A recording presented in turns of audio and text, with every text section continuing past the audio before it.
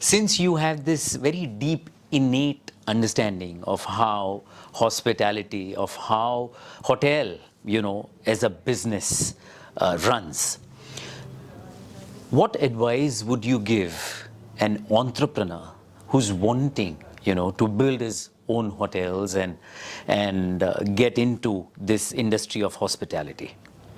Well, the first thing I would say is that please understand that it is a serious business. Okay. The glamour and the seduction are for the guests, not the businessman. Very well said. Yeah. So when you're sitting across the table, you have to have your numbers straight.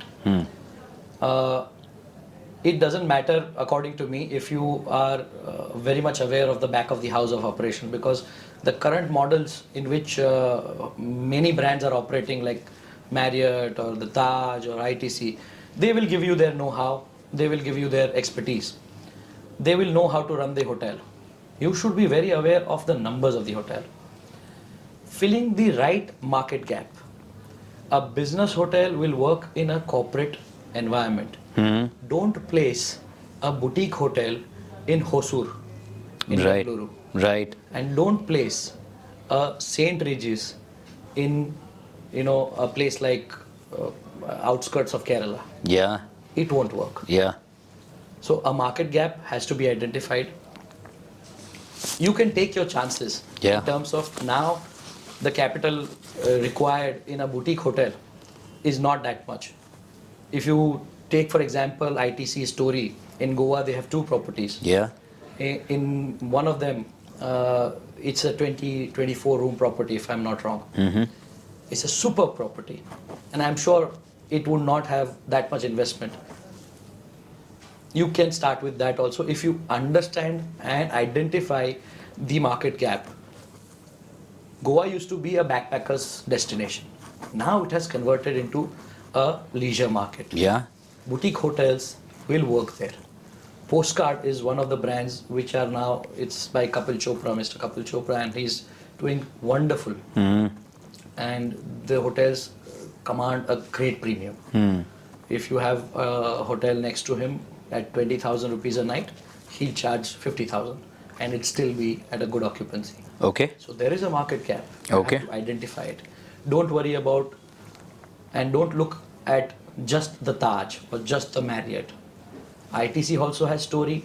ITC also has Fortune. ITC also has Welcome. They have Welcome Heritage. There are so many brand segmentations. Correct. You do not have to worry about just the capital required. Yeah. It's not about how much money you have in your pocket. It's how much risk you're willing to take and with what competence you're coming in. Majorly, I would ask them to be very leverage light. If you are leverage light, you won the game. If you are leverage heavy, you will be mostly slogging for your lenders. Correct. So find a model in which you become leverage light.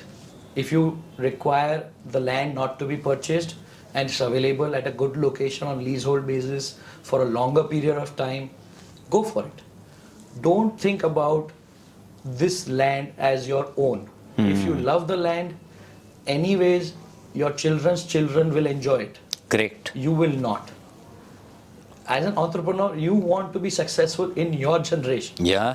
You don't want to leave everything to progeny. Correct. That's not for you. Yeah. So an entrepreneur has to look at it at simply that if I earn good returns, I want to multiply the portfolio of hotels.